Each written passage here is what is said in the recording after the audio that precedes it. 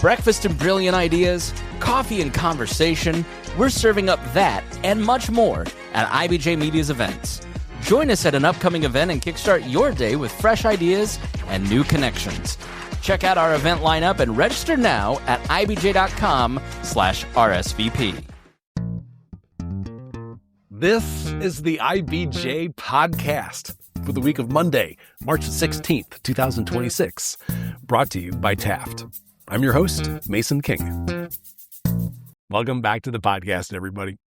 Jamie Merisotis, president and CEO of Indianapolis-based Lumina Foundation, is one of the nation's top experts on providing access to higher education and the ways higher education can prepare the future workforce.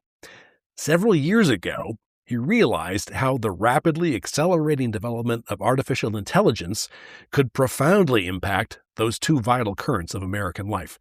In 2020, he published a book titled Human Work in the Age of Smart Machines, warning that the roles of workers will radically shift and spotlighting the need to redesign education, training, and the workplace as a whole.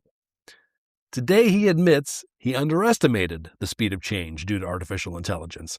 In fact, he says AI will be more disruptive faster than any other wave of technology in history. Last month, he delivered an address to the Economic Club of Indiana about what the rise of AI means for jobs, education, and the economy in Indiana and the rest of the country. He's our guest on the podcast this week, so we can dig deeper into his conclusions. Number one, AI is here to stay.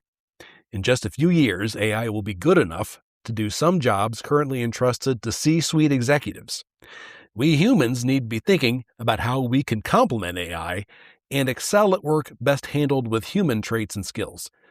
In the meantime, higher education must undergo radical transformation as AI accelerates. At the same time, Merisotis defends liberal arts degrees that have become political punching bags in the last decade. Here's our conversation. It's my pleasure to welcome to the podcast Jamie Merisotis, president and CEO of Lumina Foundation. Jamie, thanks for making time to come to the studio today. Delighted to be with you. Thank you. Sure. Let's jump into AI with a quick preamble about how I personally have experienced its latest major iteration and the way that it impacts human work. Hopefully lay people will find something that resonates with them there.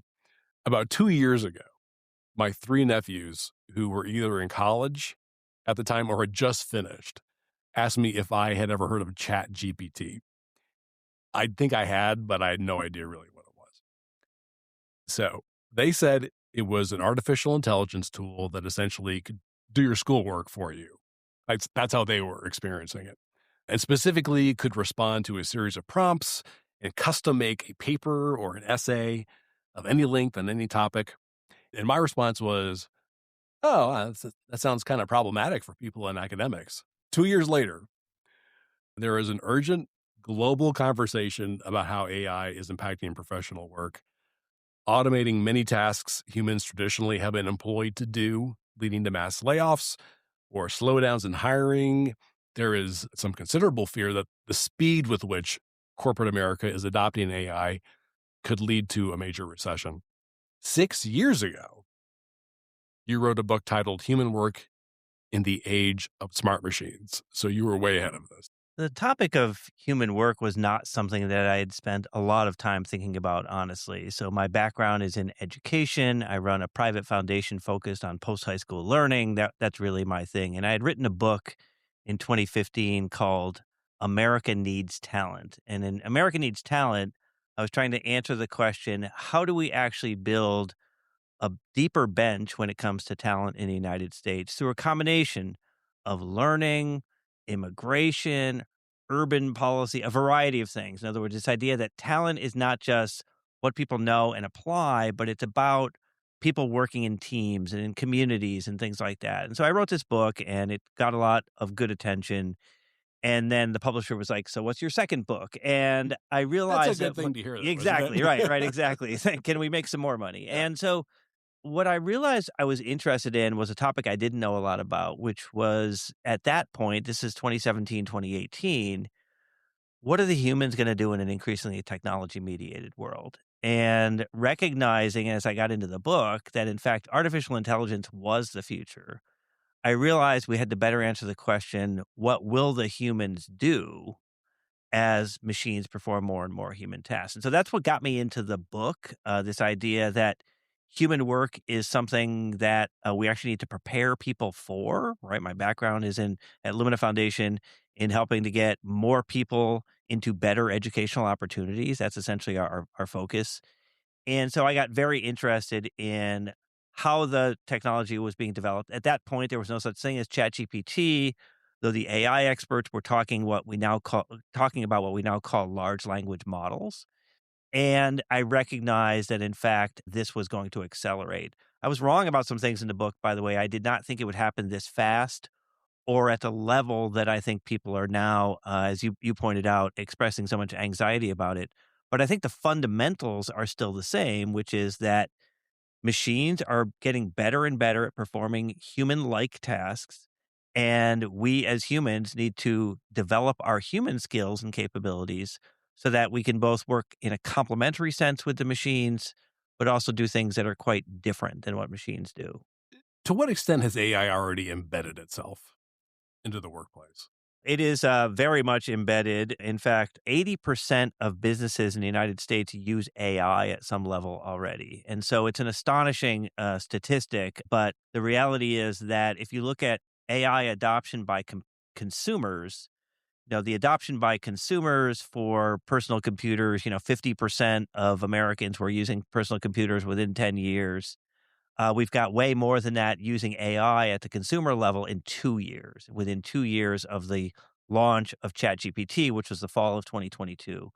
So we're now in this position where AI is not coming, it's here. It's a part of our daily lives, even if we're not aware of it. And that's one of the things that I think is different than going out and buying your first PC. It's embedded in a lot of the things that you do. So you're using AI if you're using Google, for example, because Google, your search tools are now overwhelmingly driven by AI. You're using AI in lots of different contexts, banking and other ways that is just, increasingly more common and ubiquitous. I think AI is here, and I think what we now need to understand is how will we better prepare ourselves as people for this world of artificial intelligence, or as someone said to me when I was writing the book came out in 2020, almost intelligent machines. That was their description of AI, almost intelligent. And how will we actually make sure that humanity will be better off as a result? Okay. I would assume that it depends in part on the sector of the economy. Has it had a bigger effect on financial services than it has on agriculture, for example?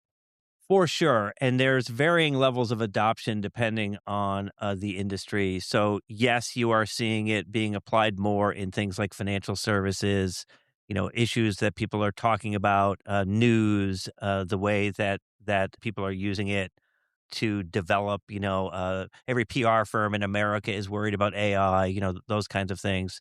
But accounting is another example of, a very, very deep adoption now because the machines are super accurate. They don't have the same sort of analytic capacities, at least not yet, but they are both efficient and highly accurate, and those things I think are really important. So there will be, the waves of technology in human society, and we can go back even before the industrial age. But if you start at the industrial age and you move forward all the way to the present, what's happened every single time is that technology has both created and destroyed jobs.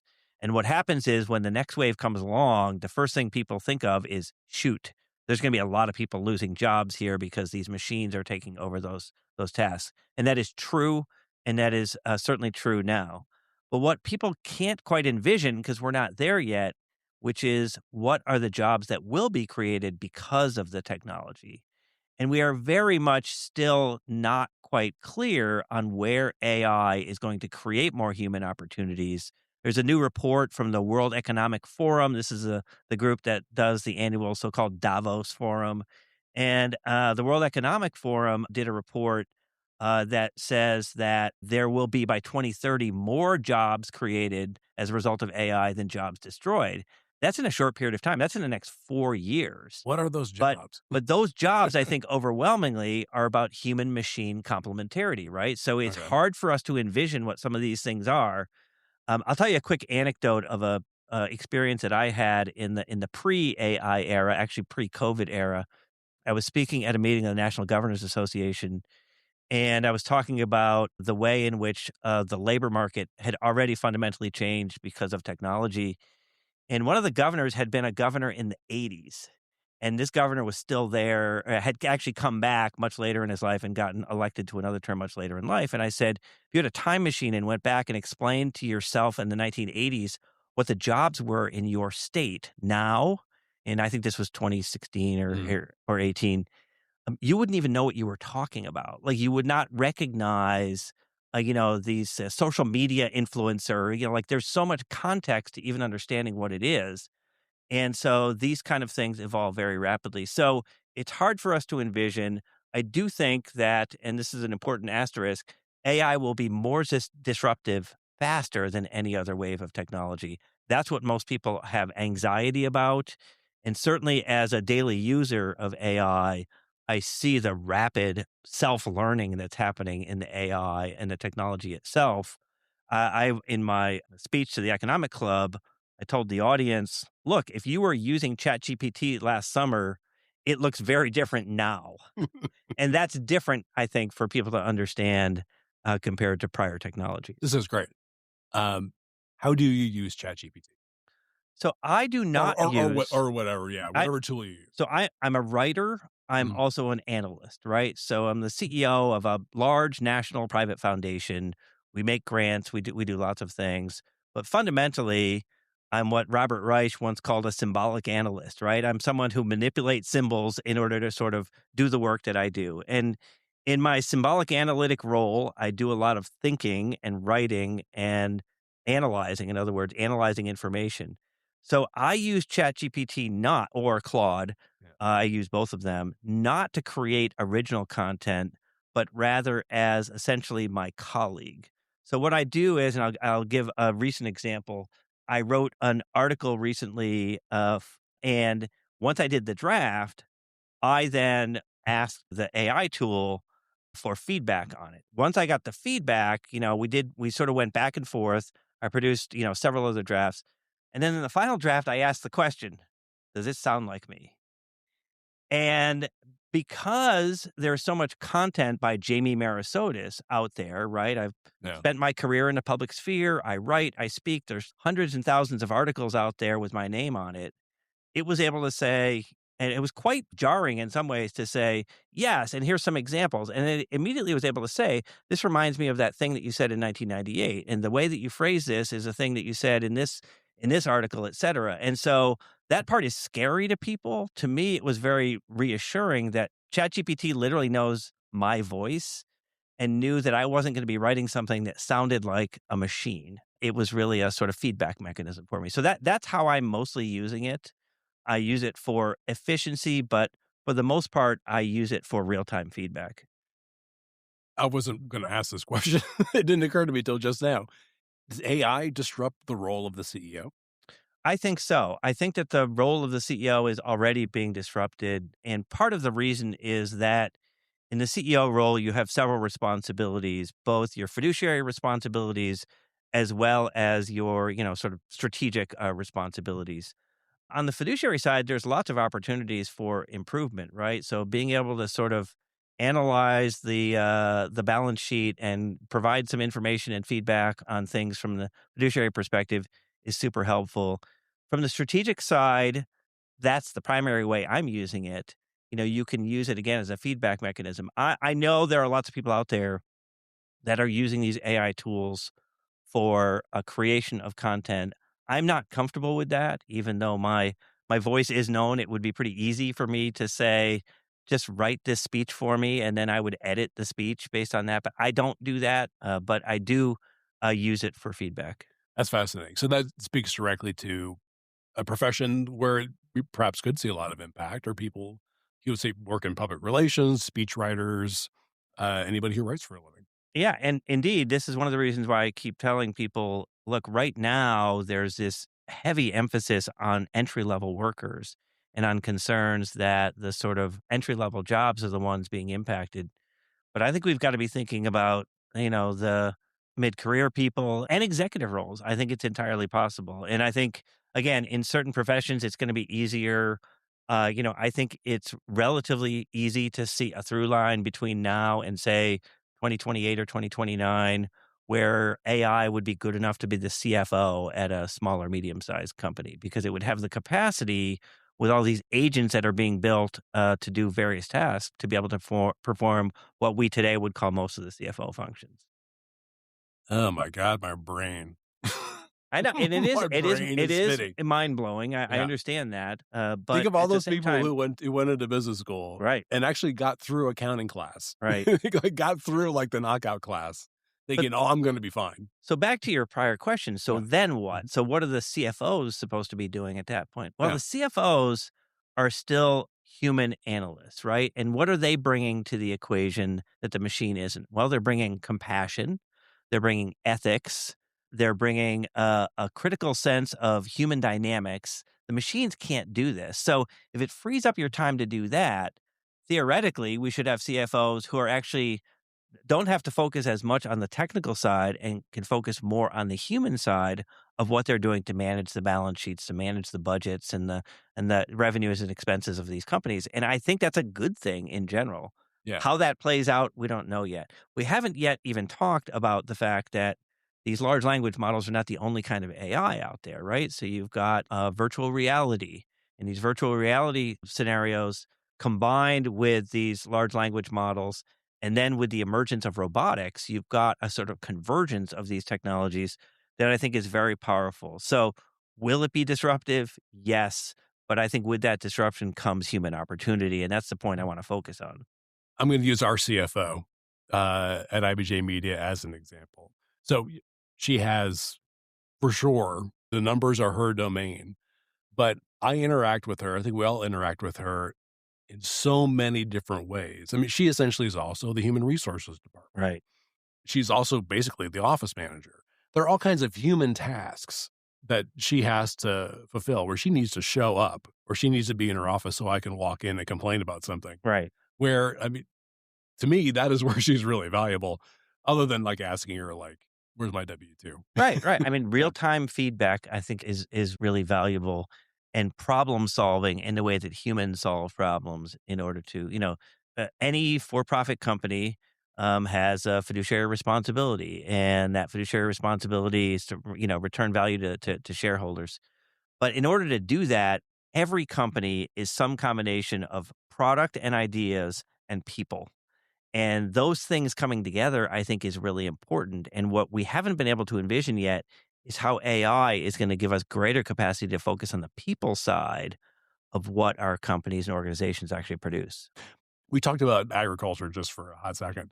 In terms of industries that Indiana, I hate to say, is good at, Yeah. but the core industries in Indiana, we're seeing it in advanced manufacturing. Yep. Okay. Life sciences. Correct. I just read a story that was in our latest issue of IBJ about Eli Lilly and Company. They just designed and kicked the tires, I think, on a giant supercomputer. Yeah. That is going to be important, for the way that AI is now folded into the pharmaceutical industry. So there's an example. Yeah. Quantum computing is another revolution that's coming, and the capacity of quantum computing. I remember at the just as we were about to sort of get the vaccines coming out of COVID, I read a story that said that if a quantum computer had done it, the vaccine development could have been done in like 3 weeks. Yeah. And so it just gives you some sense of the computing capacity that's there. So, it's again, there's opportunity with these things to improve human life, to actually make human life better. There are obvious risks, and I think that anyone listening to this understands what those risks are in terms of security, in terms of lots of other things. But I'm sort of the one who's waking up every day saying there's another story to tell here. And that story is really important. At Lumina Foundation, we're actually part of a national collaborative now, more than a dozen national foundations that are part of an initiative called Humanity AI. And what we're focused on is human first AI development. So the idea that AI development and deployment should consider the impacts of what it does to humans first before you make any other decisions. And that idea across an array of things, again, national security, education and labor, lots of other spaces, is going to be increasingly important. Okay, let's take a quick break to hear from our sponsor. This is the IBJ Podcast. Taft, today's modern law firm. At Taft, we cultivate a highly respectful, transparent workplace that fosters creativity, teamwork, inclusion, and diversity. We couple our culture with a client-first approach, rewarding lawyers who understand their clients' goals and work to deliver success. Taft, the modern law firm. To learn more, visit taftlaw.com. Spring is coming, and that means it's time to bring your backyard back to life. At Indie Grills, we design and build custom outdoor living spaces that turn your patio into the best room of the house. From stamped concrete patios to cozy outdoor fireplaces to fully custom outdoor kitchens built for grilling, gathering, and entertaining, we do it all. We handle everything from design to build, and we're known for doing it one way. Built fast, built right, on time, and on budget. So before summer fills up, start now. Visit IndieGrills.com and schedule your outdoor living consultation today. Indie Grills, this is where spring begins. All right, we're back with this week's episode of the IBJ Podcast and my interview with Jamie Merisotis about the intersection of AI, career development, and higher education. I think there's a temptation for people to look at this challenge of dealing with the impact of AI in one of two ways. Like either you totally embrace AI and you try to find work where you can develop it, support it, and deploy it, or try to find work that doesn't require any AI at all. Right. And then just try to write it out. Right. Is that a false choice? I think there's a continuum. I don't think it's a false choice, but I think there's a continuum of opportunities.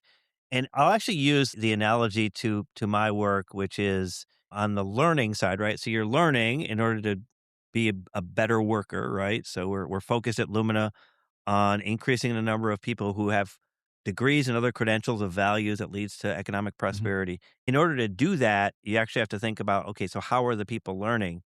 And right now, AI is embedded in lots of different learning contexts. That's fine.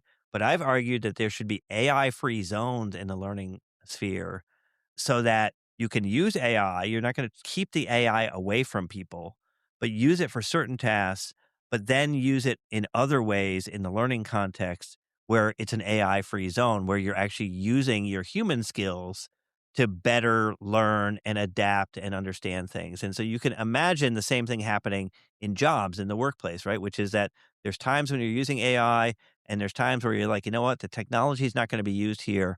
We are just going to sort of use our human skills here to sort of figure out what are the impacts on us as humans. And I think that's doable. It's a different way of working. Right now, we don't do that, right? Everyone is in every meeting has their iPhone in their hand and they're, multitasking at the same time. But I think it's possible for us to sort of use the technology, not become Luddites, but at the same time, make sure that we have these technology-free zones to use our human creativity and all the other things that are going to be important. I know at some point, and you mentioned this in your speech, you asked ChatGPT to describe its limitations. Yeah. What did it say?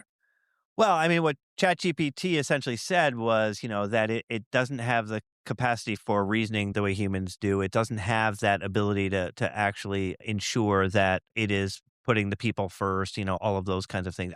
I found the response from ChatGPT actually sort of heartening, if that's the right word, that the platform understood its own limitations. One other thing I'll say about these platforms right now is that because the capacity is so good with the technology, it can sound human. There is a way of sort of misrepresenting what it's doing as being human. This came up recently when there was a new social networking site developed called Moltbook, and some of your listeners may have heard about this.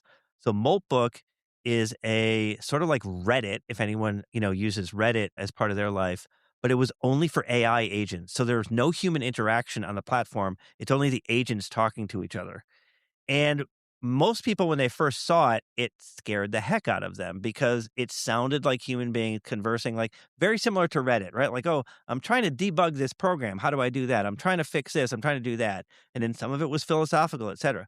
But you have to remind yourself, these are not actual human beings. In fact, so it's funny if you follow, I still follow it every day. The new agents that come on board, because there's now millions of these agents out there, they they often come on and they say, "Hi, my name is blah blah blah. I was born today, and here's what I do, and I'd like to be a part of this network to do this." And then the other agents go, "Oh, welcome. Here's some things that I'm doing. What are you working on?" It seems very human, but you have to remind yourself it's not. It is not human beings talking to each other. It's just that the programming is so good that the language that's being used and the speed in which they can do it seems very human-like. I want to return to this beat from a little bit ago. I think you're talking about what we call human work. Yes. You've said that we need to focus on preparing people for human work. What does that mean? Well, work is, it's the work that only humans can do, right? Yeah. So it is the work that it actually centers on us as being sentient beings with values, with purpose, with identity. Again, all of these human traits that I've been talking about compassion and ethics and the ability to think critically and to interpersonally communicate, to communicate with other humans. These are all human work capabilities. And in many jobs, not just, the so-called, people call them the durable skills or soft skills jobs, depending on your language. In many jobs, those things are increasingly important. I like to point out that at the foundation, our IT team has to have really high skills, not just in IT, but in problem solving and communication and compassion. Because when somebody walks into your office and says, "This darn thing's not working," it's not enough to just say, "I'll fix it." You've actually got to help them through that process. And a machine's not going to do that. It's not going to help you do that. So there are lots and lots of examples, even in these highly technically oriented fields, where the sort of human capabilities are increasingly important. That's funny. The times that I have to deal with our IT provider, I never feel more human than when I have to explain what's wrong with my email. I'm like, I don't know. I don't know The what thing's that not working. means. Yes. It's not working. Fix it. So you've defined the challenge of preparing people for careers like this. How do we design an education and workforce system that prepares people not just to use AI, but to lead alongside it? Tell me more about that. Yeah, I think the fundamentals haven't changed for a long time, which is that we have a significant talent shortage in this country, in the world. And, now we might call it a human talent shortage, but it's still the same thing. And what we need to be doing is developing people, continuing to develop people in what we would call technical skills or in areas that are topic centered, right? So you need to know something about graphic design. You need to know something about accounting. You need to know something about chemistry, whatever it is that you study in your workforce training or in your college program or what have you. But you also need to develop those generalizable skills that I've been talking about, that are human-like traits. And I think from the learning perspective, historically, we've called those liberal arts skills. And liberal arts means something very specific to people in education. In the public sphere, it's taken on this sort of distorted meaning that I think is unhelpful at this point. But it really is on sort of building the durable skills that allow people to adapt, to be able to continue to evolve and change. So you do need to know something about something, but you also need to have the capacity to continue to evolve and change. I got a bachelor's degree from Bates College in Maine, which calls itself a liberal arts college, and I was a political science major. My political science major was really helpful to me earlier in my career because I worked in Washington, D.C., and I was a policy analyst, and I did lots of things. Today, that is less and less important, but my Bates education broadly is extremely important because it provided all of these foundational tools that I've been able to continue to hone and build and grow over time. And to me, that's really the recipe for success long term. We do have a brand problem in education, and I'm someone that sort of speaks to educators and their eyes roll because they hate this sort of more commoditized language of learning. But I do think that the brand of liberal arts is a damaged brand in the public sphere, and that we need to be thinking about different language and how to describe what that is. Liberal arts, as I said in my speech, the word liberal has a political meaning now, which it does not in the learning context. And arts sounds like something that is just too difficult for people to grasp. That this isn't about painting or museums. That it's about something much, much broader than that. We need better language in order to be able to describe it, but it really is those generalizable skills that do allow human beings to continue to advance. So then what is higher education's role here in preparing people with this dual role that they will have with AI? Yeah, I think it is still to prepare more people better, right? That is a sort of bottom line for me, which is that more people need what again we should be calling higher education. But by that, I don't just mean bachelor's degrees. I mean all of the ways in which you learn after high school, in a workforce training, in a direct to consumer mediated online program, into programs that you're learning while you're on the job. Unions do training programs. There's lots and lots of ways in which post high school learning takes place. And in that sense, that broader definition of higher ed needs to be doing both more on the AI side in building AI understanding and skills for people because of the trajectory we were talking about earlier of the rapid advancement of AI's capabilities. We need people to keep up with that. And we've got to make sure that we redouble our efforts on the human trait side so that people are better prepared to adapt to a world where the technology is going to be creating more and more change in their lives than it has in the past.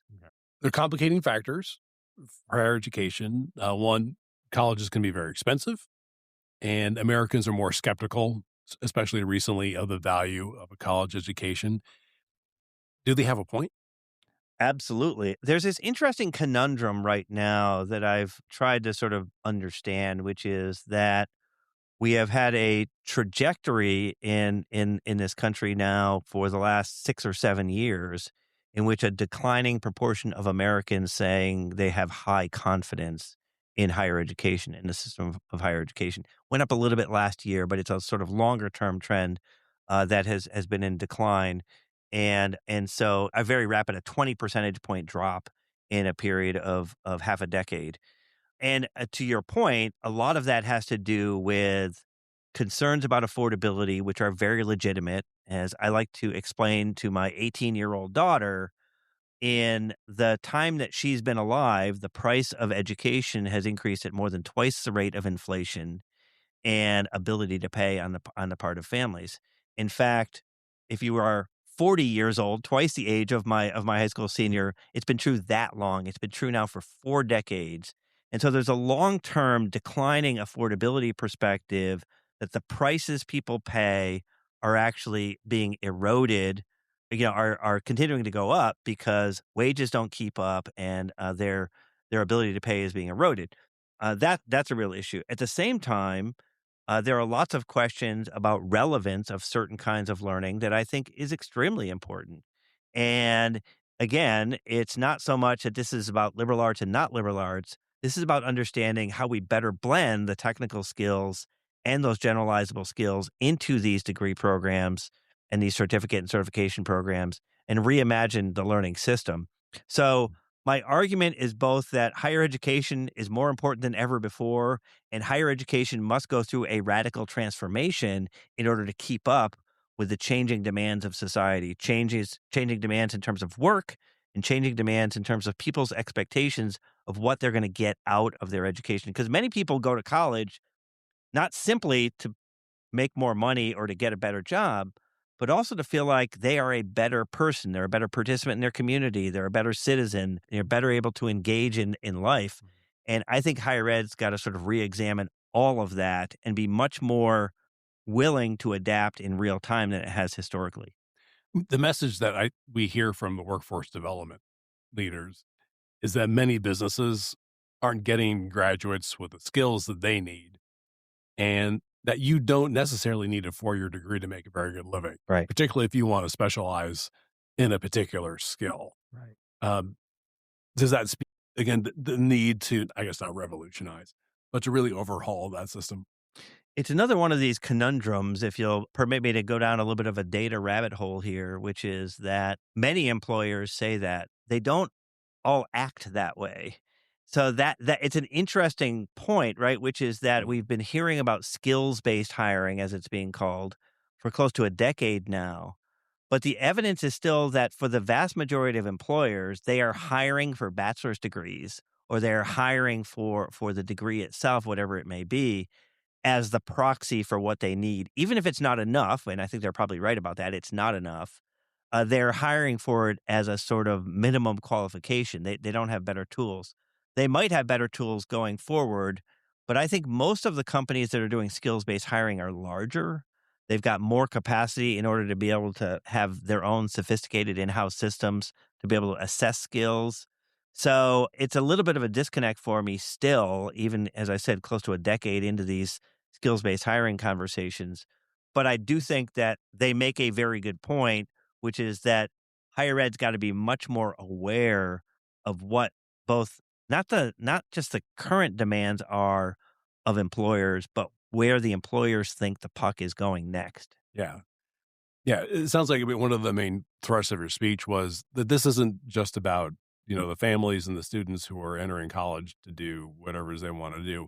It's really also about the businesses and their incumbent workers. Yeah, needing to invest right in building both the technical skills and the human capabilities of workers. Yep. So how are they supposed to do that?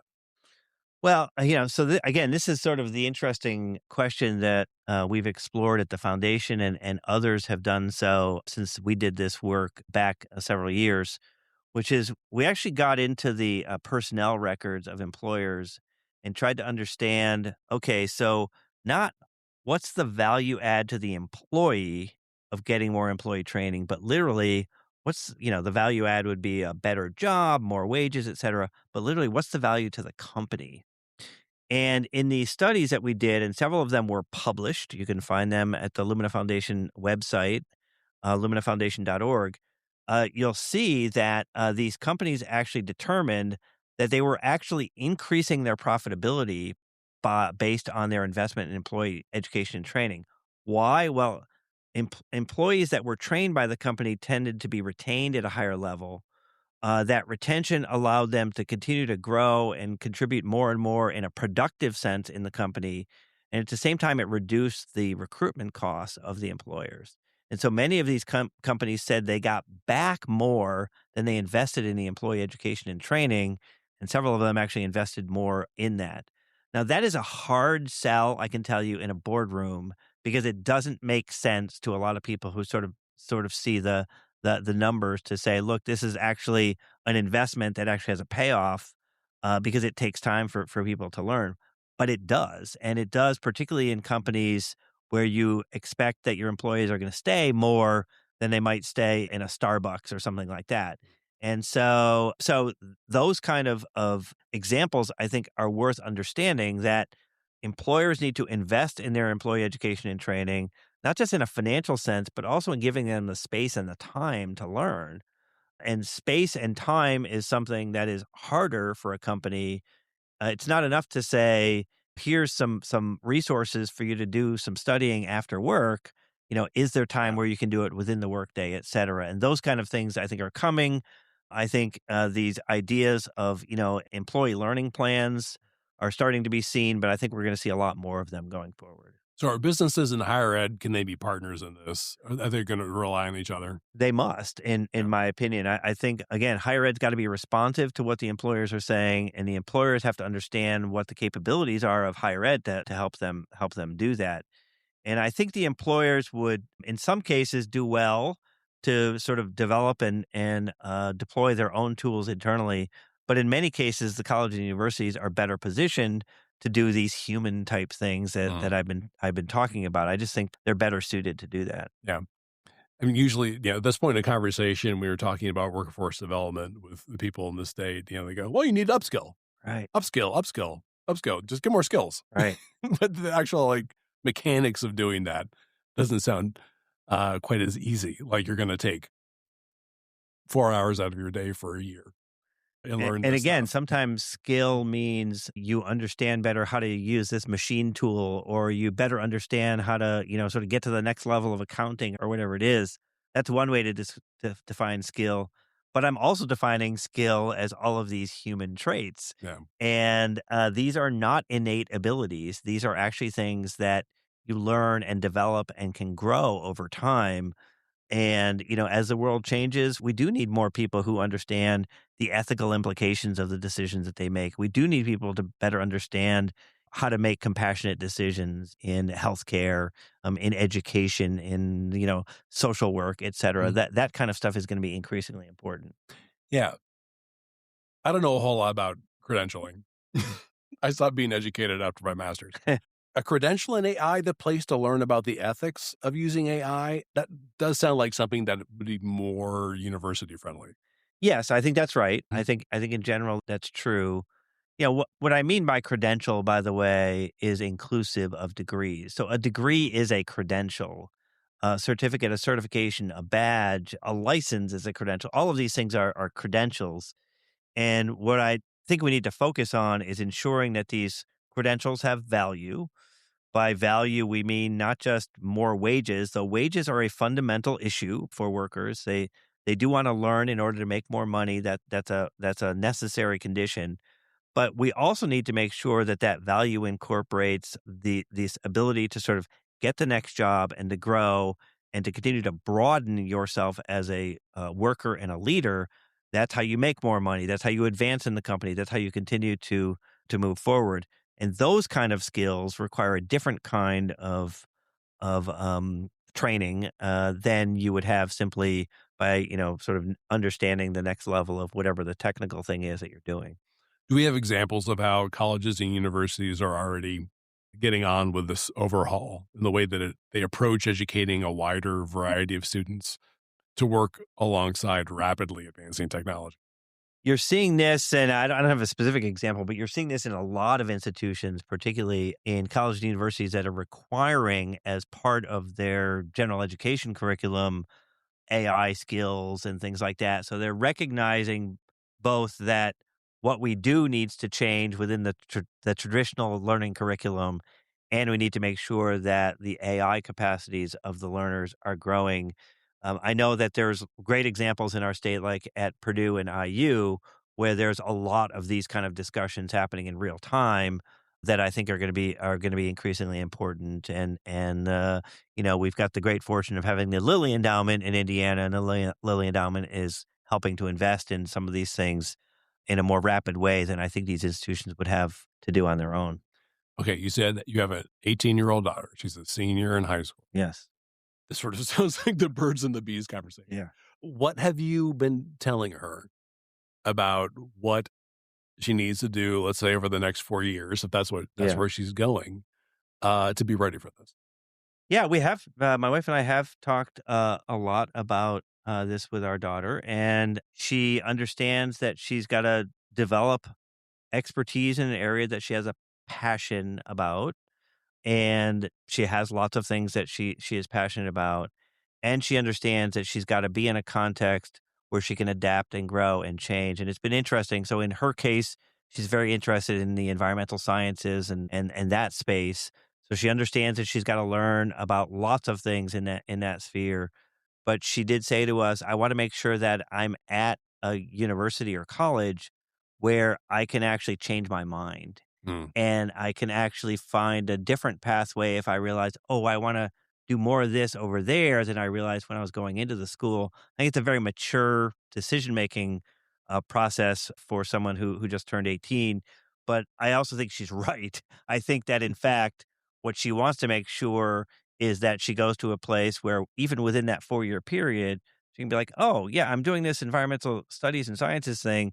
But what I really want to do is also do this work in whatever these other areas are, and making sure that she's at a place that can do that, I think is going to be increasingly important, which goes back to the point that while the technical skill development is really important, that is really hard to do outside of the context of a college or university. You just don't have the tools like that in the private sector, with employers, et cetera. I just think it's a much more complicated thing, at least in the near term. There is conversation, by the way, about AI universities, so we'll see where that goes. That'll be an interesting perspective thing to follow. So the main takeaway I got from that was you still need to have sort of an animating interest in something. And it may not even necessarily matter what it is. You still need to have, the desire and the curiosity about something in particular. And then that can guide you as you are then, picking up technologies that's coming in from the sides. I think exactly right. And I think it harkens back to some things that I had been writing back several years ago about the misunderstanding of what a college major is all about in the education sector, which is that too much of what people perceive as the major is that the major leads to their career path. And so, the old example of, well, if somebody gets a degree in philosophy, are they going to become a philosopher? And no, but someone who gets a degree in philosophy has this sort of broad ethical understanding. They've got this capacity to understand human behavior. They've developed all these skills that could be a good path for someone. And I'm not making the case for or against that. I'm just saying that in that example, what's most important is that they've had that focus, and they've had the focus so that they can actually develop a level of expertise and understand what that really means in terms of how you think and how you reason and how you go about making decisions. That then allows you to adapt and change over time. There's research from the Georgetown Center on Education and the Workforce that shows that it's counterintuitive to people that, for example, my favorite example is that English majors in four-year degree programs are overrepresented in the financial services industry. And you would say, well, why isn't it, people who are in business programs or in MBA programs? It's because they want people who are really effective at communicating, in writing, verbally. They want people who are sort of critical thinkers and analysts and problem solvers, et cetera. And that requires a different skill level than necessarily just the technical side. So, English majors are disproportionately represented in financial services. Most people don't understand that. Yeah. So 3 or 4 years ago, like the super simplistic way to look at your potential future as a working adult would have been, I need to learn how to program computers. I need to learn all these programming languages, and I will always have a job. Yes. And in fact, I still hear on the radio a lot of commercials to that effect. Like, oh, I got laid off. What should I do? Go into cybersecurity. It sounds like maybe what I actually need to do is find the thing I'm interested in and get really good at the human elements of that. Yeah, for the most part, I'd say yes. I mean, coding is a particular example that I think is hard for people to wrap their heads around, which is that we were so convinced it was so important, and we developed, hundreds of these around the country, boot camps, they called them, for coding, et cetera. And then we woke up one day and we realized, oh my goodness, ChatGPT can write code better than most humans. And it can do and not only can write the code, it can debug its own code. It can do it does all those things. Okay. So that's an example of where the technology really has been disruptive. That doesn't mean that we don't need some subset of people who still understand coding. It's just that we need a lot fewer of them than we did before. So yes, I think what we need is more people who are more adaptive, who are more focused on that sort of evolution and that complex decision making that humans can do. That I think is going to be most important going forward. So I have a 10-year-old. I have a 10-year-old boy who loves math.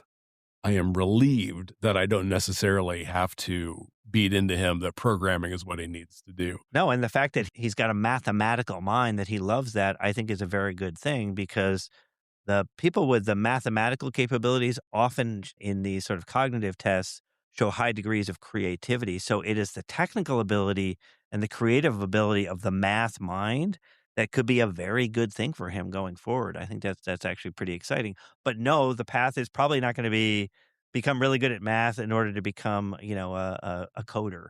Yeah. That's not the path. That's fine with me. Probably. Right. Okay. Well, that's super helpful. Have I missed anything?